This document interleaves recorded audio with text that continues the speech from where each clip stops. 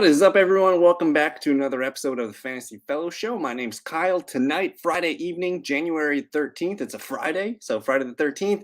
We have wildcard football on tomorrow. We have the Seahawks at the 49ers, the Chargers at the Jags for Saturday's games.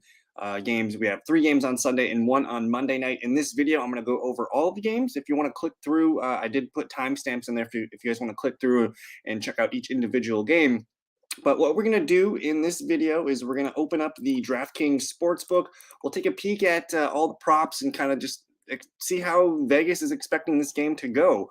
We're going to kind of, we'll check out the points allowed per position here. We'll check out some of the player props that I have put up on the site, and then we'll also check out all the practice reports. So as far as major news today, I mean, Mike Williams isn't going to play for the Chargers. Raheem Mostert ruled out. Lamar Jackson ruled out. There's a handful of things that we'll get to along the way. But let's hop right into it. We're going to get into the San Francisco Seattle Seahawks game. It looks like the 49ers picked to win by 9.5, 42 implied in this one. So it's a relatively low point total. Moneyline 49ers, minus 500. I guess I'm curious, like, if you're into betting things, the teams that feel like they're going to win, San Fran, Buffalo, and then you have Cincinnati. I guess if you were to take all 3 of those teams to win money line, you're going to get minus 159 odds. That's not terrible. You put $20 on that. It should be a decent. Here, let me do stake all singles. We'll do that together. If you parlay all 3 of those, you maybe win 60% of your money back. So it's not a terrible bet, but I do like all 3 of those teams to win. But let's get into the 49ers and the Seahawks. Let's take a look at their practice reports quick just to make sure we're not missing any key players. San Francisco, let's see, looks relatively good. Jimmy Garoppolo, of course, out. Backup cornerback ruled out. Otherwise, they don't have their practice reports in for today. I'm assuming they're not practicing today. But everyone's full practice. So 49ers in really good health going into this one. They also got, Elijah Mitchell back last week. And then on the Seahawks side of things, a couple backup corner not practicing. Phil Haynes not practicing. So we'll see about these guys, both listed as questionable. DJ Dallas questionable. He got a limited in yesterday, and Shelby Harris limited yesterday, so he's questionable. But otherwise, Lockett's good to go. Kenneth Walker limited. Looks like they're just giving him some rest days on Wednesday. So overall for fantasy, like, we're pretty happy and healthy in both of these games, or both of these teams. So, what am I liking here? Again, I like the money line aspect of it. 49ers to cover does seem a little bit steep. If you're interested in doing the same game parlay, that's always a lot of fun. I think you can do the SGP with 49ers money line and kind of look into it. So I'm expecting Christian McCaffrey to get a touchdown, so I'm open to that. Let's look at the fantasy points allowed real quick and see where the points are falling. I did kind of break it out to just the playoff teams here. So the Seahawks, pretty stingy, I guess, against wide receiver positions, but they do allow running back and tight end points. So that's going to lean towards CMC, George Kittle. Those are probably the 2 guys that I would rather bet on McCaffrey and Kittle than any bets on Ayuk or Deebo Samuel. So that's kind of where I'm at.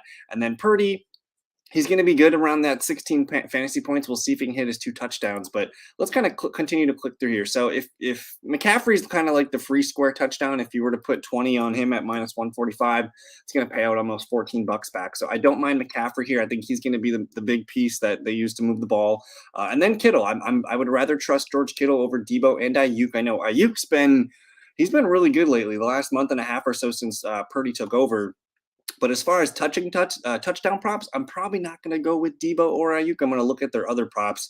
And then Seattle, I mean, it's tough. They're playing San Francisco, probably the best overall defense in the league this season here. But they do allow wide receiver points here. So you're probably looking at DK Metcalf or Tyler Lockett to score your touchdowns for you in this one. Kenneth Walker is always a threat to score, but the long shot odds of Lockett at plus 245 and DK at plus 265 are interesting.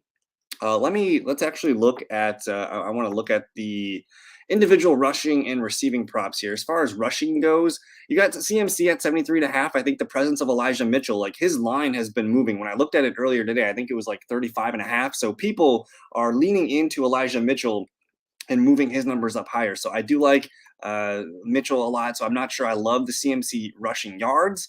Deebo Samuel, he only needs maybe 2 or 3 carries to hit that number. People are hitting the over, so I'm open to it. And then I'm probably not going to be interested in the Seahawks rushing. They're probably going to have to throw the ball a little bit more. So overall, I'm not too excited about the rushing ones. Maybe it's Elijah Mitchell, maybe it's Debo. But the receiving, we always like to look at the receptions first because this kind of paints a picture towards the yards. People are taking the over on Debo, 3.5. People taking the over on DK, 4.5. And then it looks like the over on George Kittle, 3.5. The over on Juwan Jennings.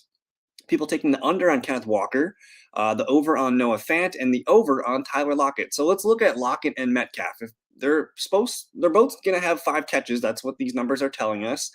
So on 5 catches, Lockett, he only needs maybe 12, 13 yards per catch. So I'm interested in Tyler Lockett's over. And then where is DK Metcalf? They don't have DK Metcalf on the board. So no receiving totals for DK. That's interesting. They must be adjusting those lines. Interesting. And then we did note that people are taking the over on Noah Fant here, minus 145 to hit 3 catches. So 3 catches for 25 yards. I think that is doable. People are leaning into the yards.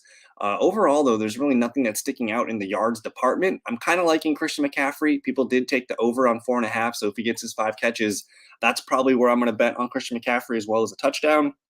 And then with Debo, it's tough to bet on his receiving. I kind of want to see more of Debo. He's still getting back into the fold with the offense. I kind of like Ayuk. People are taking the under on Ayuk, but I think he could be in for a good matchup. But again, we mentioned the Seahawks pretty good against wide receivers. And then there's George Kittle. Like we know Seattle is not great against the tight end. If I go all the way down here to tight end, we will find that Seattle is a bottom 5 team against the tight end. They've allowed the second most yards to the position, 8 touchdowns. Like it's a pretty good George Kittle spot. So I'm liking Kittle's yards, maybe even his receptions and the touchdown. So that's kind of where I'm thinking this will go. So I'm leaning in towards McCaffrey and Kittle being the big pieces for the 49ers. You're going to get sprinkles of Debo and Ayuk along the way.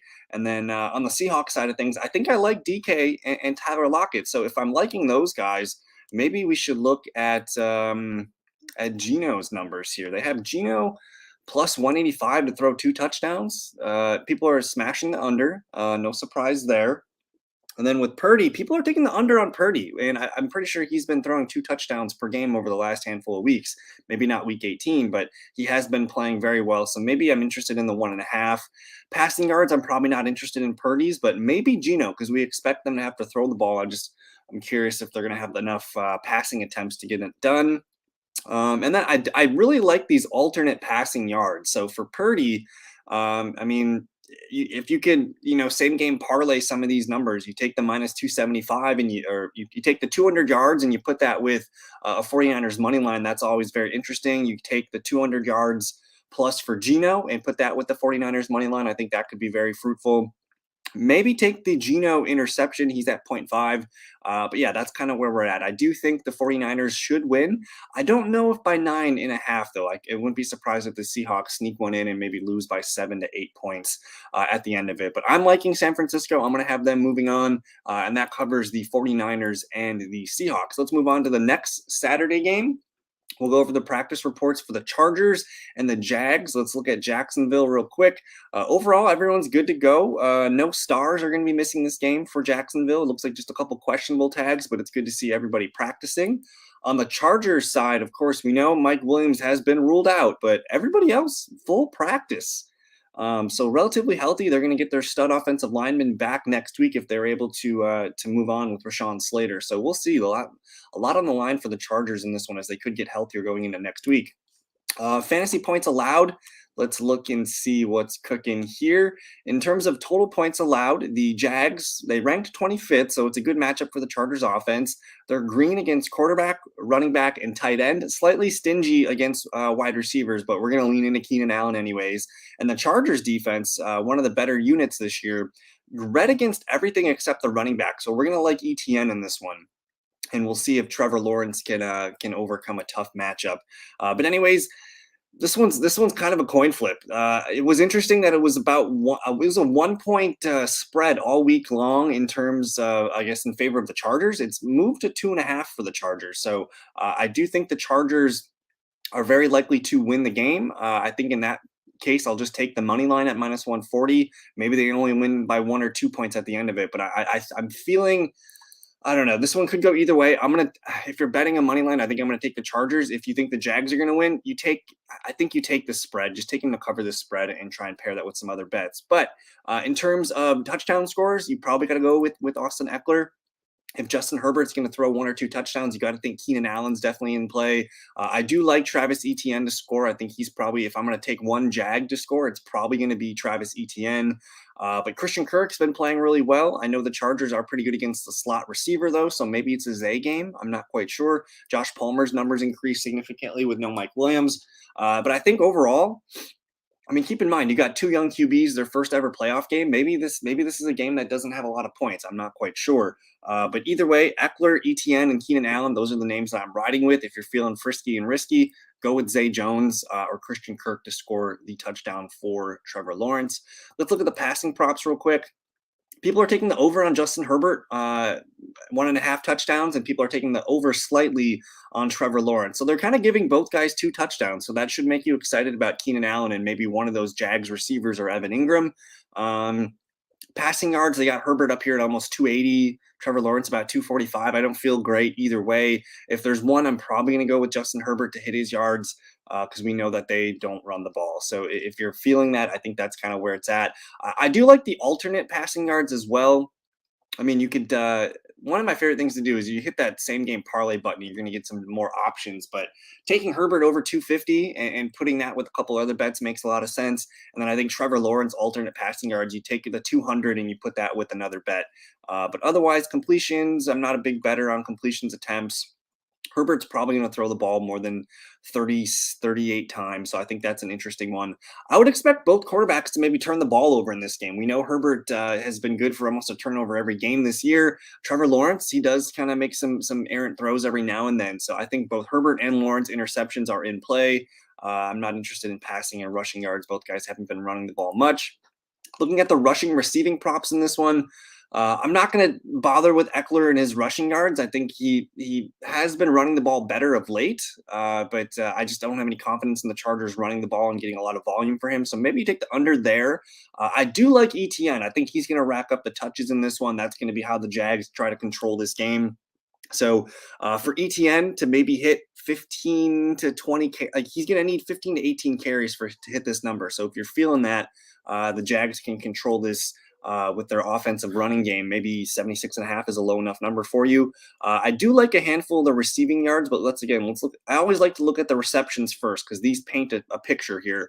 People are smashing the over on Christian Kirk to go over 5 receptions.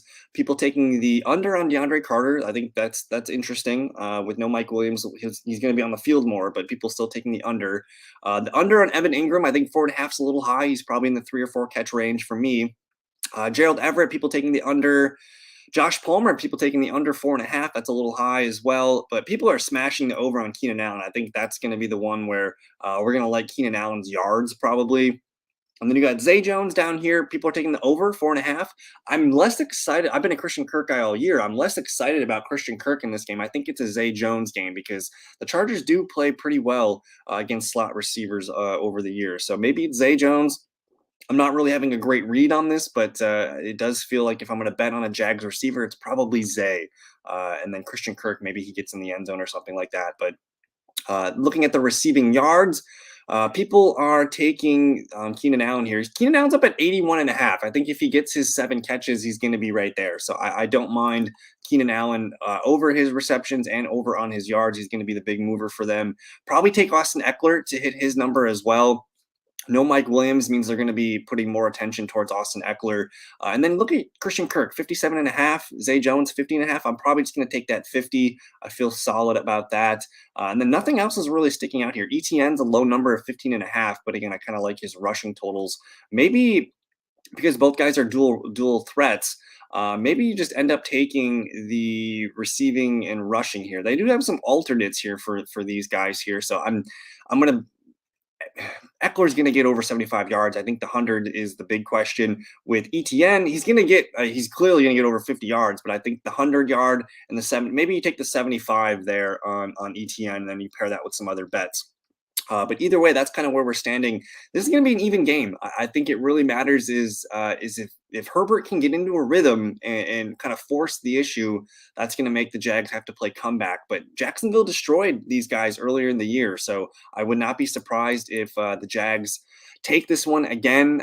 Just the Chargers are playing really good football right now. The Jags are too. They've been on a nice winning streak going into the playoffs, but both teams hitting their stride right now. I'm going to lean with the Chargers. I think there's a little bit more talent on that team. Justin Herbert a year savvier. I'm gonna go with the Chargers. But let's clear this and let's move on to the Sunday games. Sunday, Miami and Buffalo. We'll go quick with this one. It's gonna be Buffalo, like Buffalo money line -900. So, you parlay that with a couple other money lines, and I think you're in good shape here. I would assume the Bills are going to cover too. Like I don't see Miami scoring more than a touchdown or two. Maybe they're in that maybe in that 10 to 14 point range max. I do expect Buffalo to put up 3 or 4 touchdowns in this one. So Buffalo, it's all Buffalo here.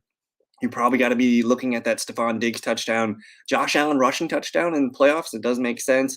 But after that, like Dawson, I'd rather put money on Dawson Knox. They're splitting Singletary and James Cook too much right now. Gabe Davis wouldn't surprise me if he has a nice game here. But I'm going to ride with Diggs, Allen, and Knox as my touchdown scorers. We're simply not going to bet on anybody for the Dolphins. Like you'd be betting on Tyreek Hill and maybe Jeff Wilson. Like those are the two guys. But either way, not excited about the Dolphins passing or offensive output. Take Josh Allen over 1.5 touchdowns. That one seems pretty easy to me. Skylar Thompson, we're not gonna do it. I don't want to bet on Skylar Thompson in the playoffs. Probably liking Josh Allen over 260 as well.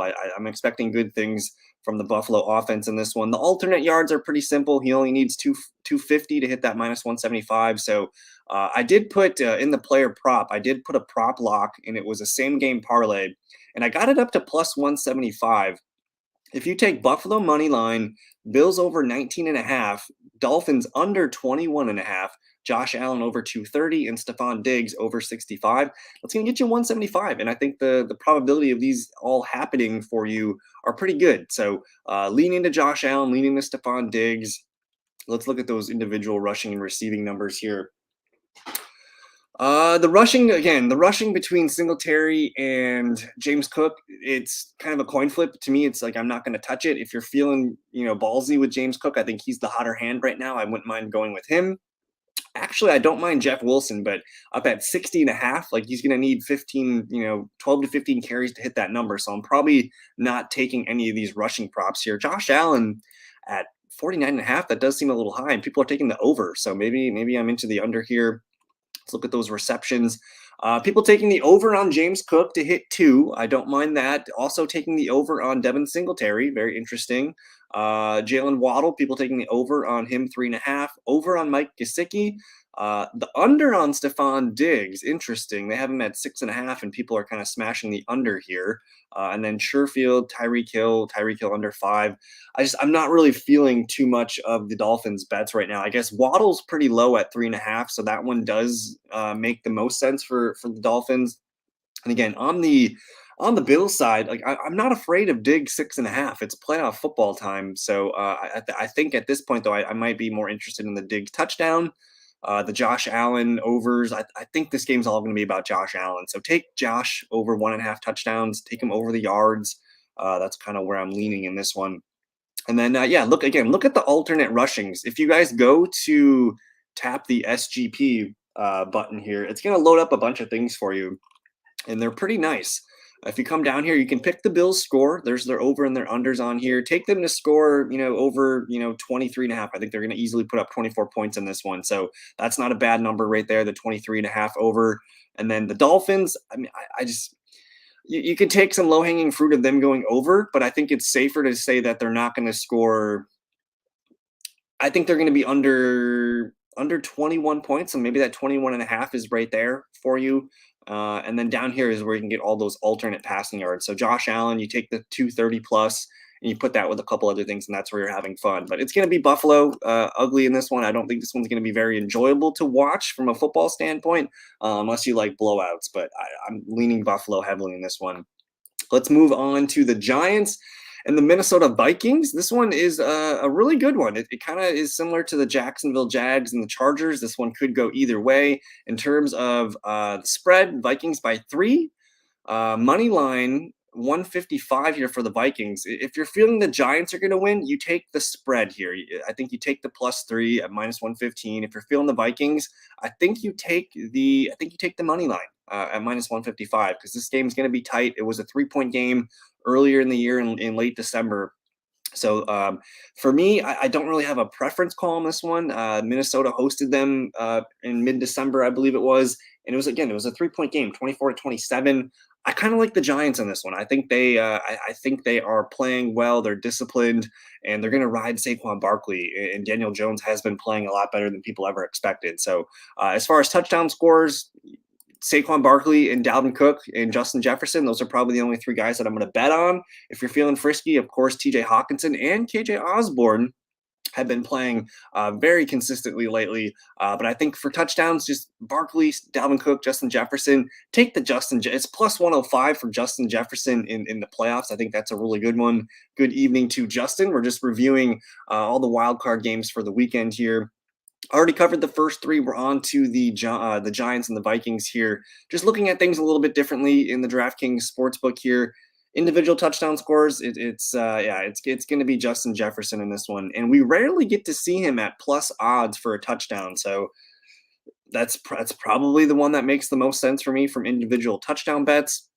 If we look at the passing props, let's take a peek here. First, we should probably look at the points per game allowed. The Vikings, one of the worst teams defensively this year. They were ranking 29th, so this is a very good matchup for the Giants offense.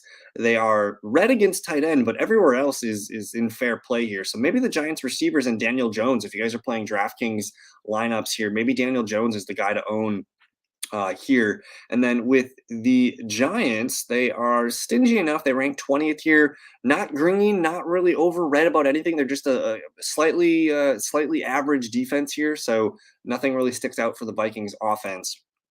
Passing numbers here, people are taking the over on Kirk Cousins, 1.5 touchdowns. So there's the -180 for that. That also should make you interested in Justin Jefferson, because if Kirk's throwing 2, one of them's going to JJ. And then Daniel Jones here. I kind of like Daniel Jones to throw 2 in this one. I'm not sure why. I think the Giants do have 3 touchdowns in them in this game here, and I'm probably not going to see them run in 2 touchdowns. So maybe Daniel Jones has some traction here. People taking the under slightly on 1.5, but I'm interested in both touchdown overs. The yards, I'm not really too sure about either one. I don't expect the Giants to come out throwing the ball a ton, but that's a low enough number, 244.5. Hodgins has scored for the past 5 games. Yes. Interesting. And yeah, good. It's probably going to be a good. I mean, it's a dome game, so I would imagine the field goals are going to be, flowing pretty well in this game. And then let's look down here. Interceptions, I might be interested in the Kirk Cousins one. People are taking them both not to throw an interception. People are really taking the Daniel Jones no interception. So that's super interesting. The Vikings defense is not good. I might be interested in the Kirk Cousins one, though. The Giants tend to they have a good pressure, Kayvon Thibodeau, and they have some decent cornerbacks. So maybe that Kirk Cousins interception could be kind of a fun one at +110. Let's look at the rushing and the receiving numbers. I'm very open to to Saquon Barkley hitting his over. He needs 72.5 yards. That feels too low. He's easily their best player on offense. He's going to get the ball probably upwards of 20 times in this one. So if he even if he hits 15 carries, you times that by 4, that's going to put him around 60. So if he gets over 4 yards per carry, he's going to be right there. That's the one that I like. I don't really trust the Vikings to run the ball well. And then let's look at the reception numbers real quick. People are taking the over on Isaiah Hodgins, so that's kind of what Justin brought up here. I like Hodgins. He's been a fantastic player for the last month and a half. If you picked him up in fantasy, you know how good and valuable he has been for Daniel Jones. So Hodgins is definitely in play here. People taking the over on Barkley, 3.5. That's interesting. People taking the over on TJ Hawkinson, as well as Dalvin Cook. Bellinger, I don't know if I'm buying that one. Darius Slayton. Slayton's a good player. He could get open deep. I think I'd rather take Slayton's yards over his over his receptions. And then, I mean, they got JJ at 7.5. That's just too high. I don't feel comfortable betting on that. And I'm not even going to bet the under because he's so freaking good. He could easily get that. So overall, it looks like I'm liking the Giants, Hodgins and Barkley, maybe Hawkinson to go over 4.5, and maybe Dalvin Cook over 2.5. Let's look at those receiving yards. We have nothing really sticking out. People are taking the Saquon Barkley at -120 here. Let me see what else is, man. You like the receptions here for you must be looking at the Bengals. But either way, for the receiving yards in this game, they got Justin Jefferson at 93.5. I think I'll take the over on that one. I mean, his line's at 7.5 receptions, so I'll go over on that one. I do like Darius Slayton probably to hit his 50, but it's Hodgins. If I'm going to take one, you take the Hodgins over. He likes the Richie James under. 50.5 is a little high for sure. He's up there with Darius Slayton, and he's above Isaiah Hodgins, which doesn't really make sense. So I'm leaning towards the under on Richie James as well. And again, I do like the over on Hodgins, JJ, maybe even Saquon Barkley. Nothing else really sticks out, though. If you want to take some unders, there's Irv Smith Jr. If you want to, do some dirty stuff here. And then KJ Osborne's actually been their second best receiver over Adam Thielen the last month and a half or so. So maybe 37.5 is a little bit low for him.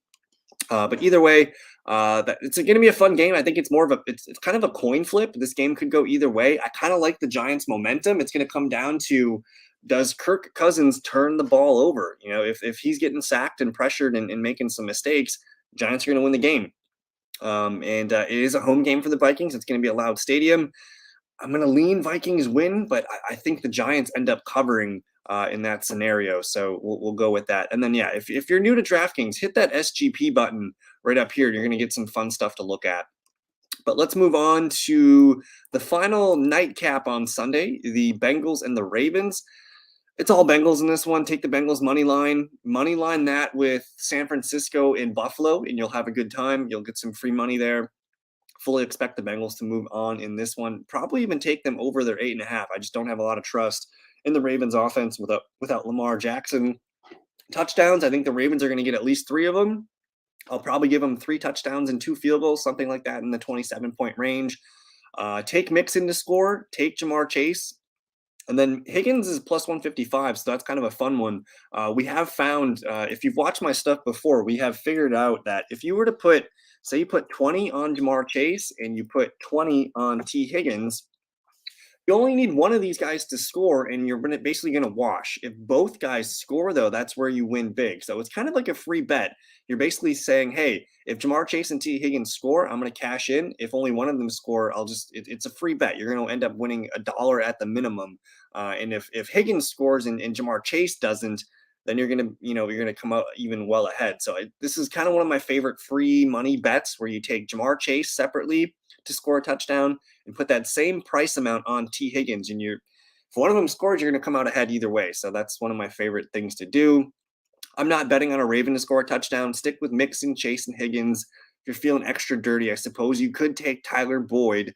I guess if that makes sense to you, go ahead and do that. But let's look at the passing props here.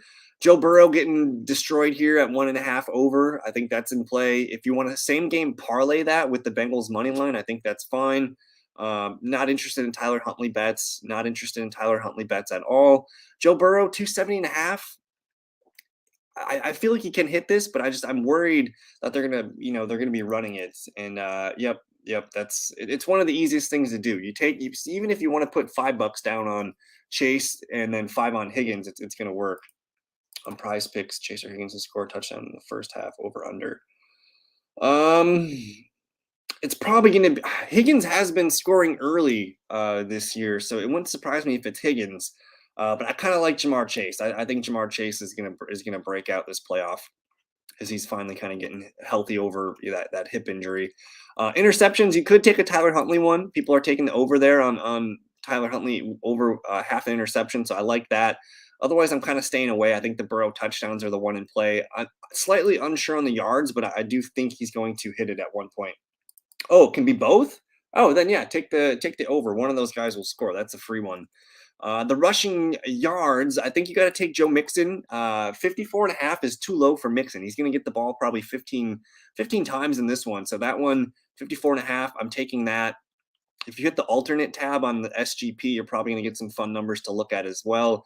I can't trust Gus Edwards or J.K. Dobbins, so I'm basically just saying Joe Mixon is the guy that you're looking at for rushing numbers. In terms of receptions, they don't have all the Ravens in here, but we probably don't care about them anyways. People are hitting the over on Higgins. 4.5. So maybe Higgins is the guy here to look at his yards. People are taking the under slightly here on Jamar Chase, but he's up at 6.5. I think that is a little bit high. He's probably in the 4 or 5 catch range.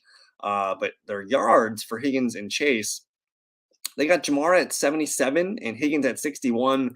The 61 is really attractive. They're basically saying T. Higgins 5 for 62. I think that makes sense. And then let's see here. Joe Mixon 3.5. It's a little high. Overall, I think it's Chase and Higgins that you want to lean into for the receiving game. And then Higgins yards, yes. I'll probably take the Jamar Chase yards. I think he can, bust free at any point with any play. And that's really it. That's all I really want to count on for this game. The Bengals are going to probably win this one pretty easily. They just can't turn the ball over. So that's it. We'll go Bengals. You can do some fun SGPs with this and see what you guys can dig up here. Who is your Super Bowl pick? Watkins under? I don't want to bet on Watkins because if he goes over, I'm just going to hate it.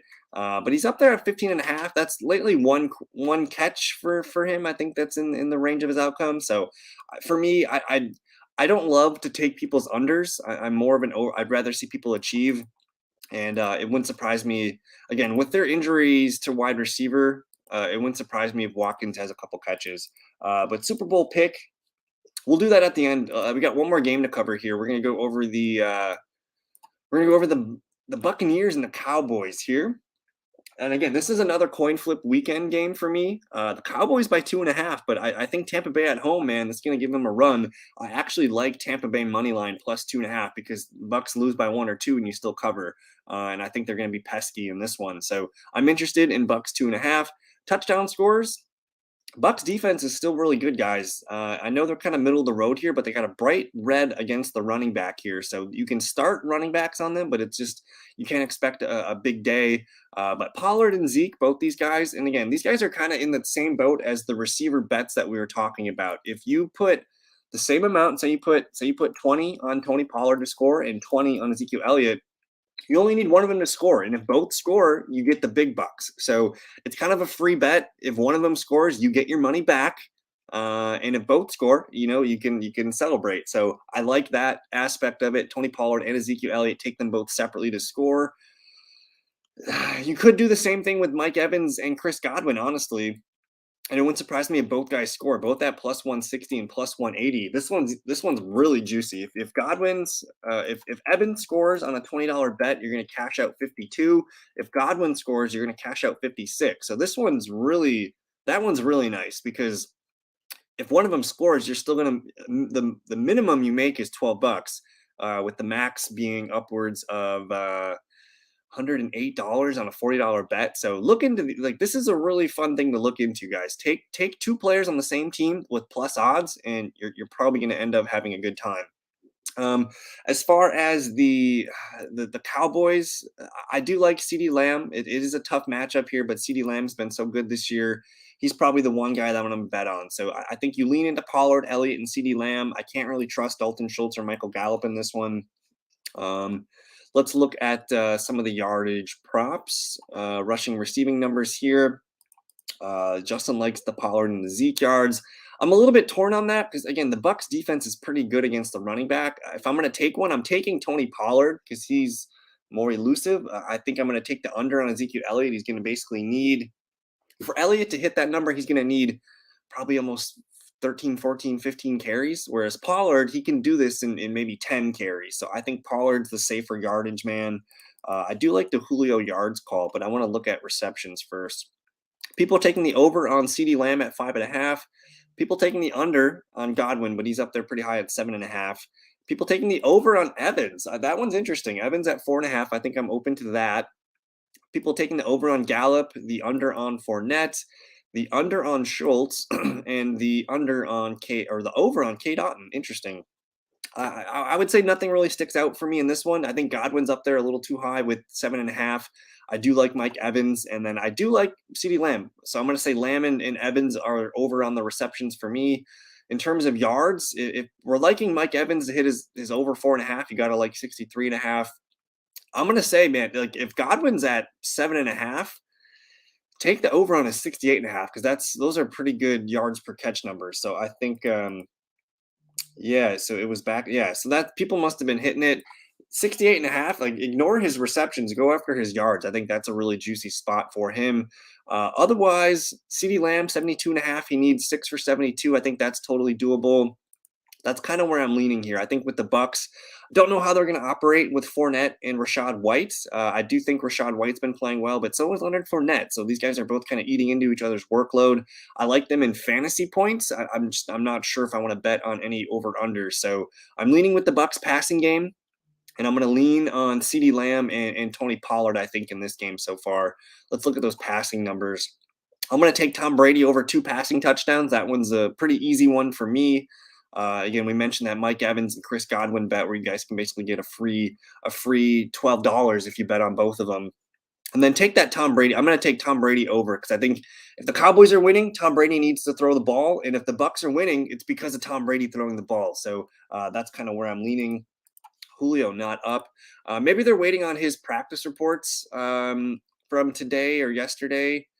Yeah, I'm not seeing him in here with the yards either. So maybe they're just waiting on some more practice reports. But again, I do like Tom Brady's over his passing and his yards. I think it makes sense. If the Bucks are playing from behind, it's Tom Brady throwing the ball, and if they're ahead, it's because of Tom Brady. So that's it. I'm going to lean with the Bucks in this game, guys. The Cowboys have been hard to trust in the playoffs for a very long time.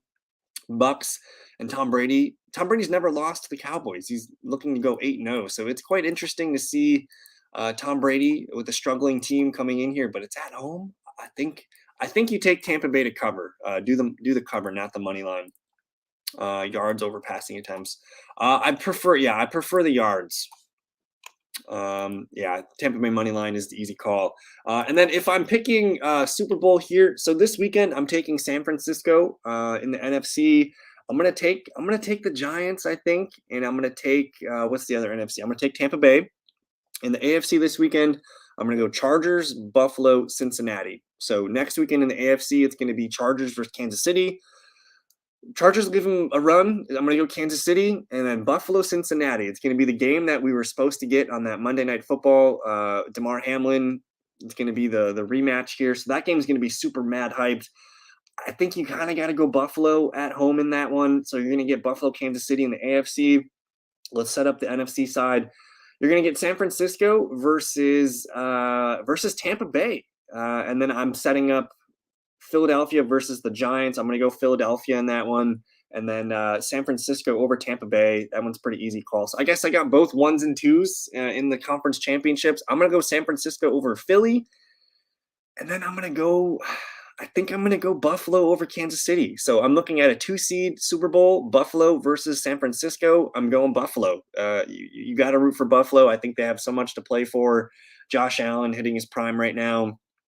Brock Purdy, I think he's going to end up being the difference for the 49ers, where he ends up making a mistake or two, and Josh Allen just keeps firing. So I appreciate it, Justin. Thanks for hanging out with me tonight. We'll do the same thing next week, guys. I'm going to do the same kind of show before the divisional round. We'll go over all the player props and get you guys set up for the games. Maybe I should do it earlier in the week. I did it Friday night tonight.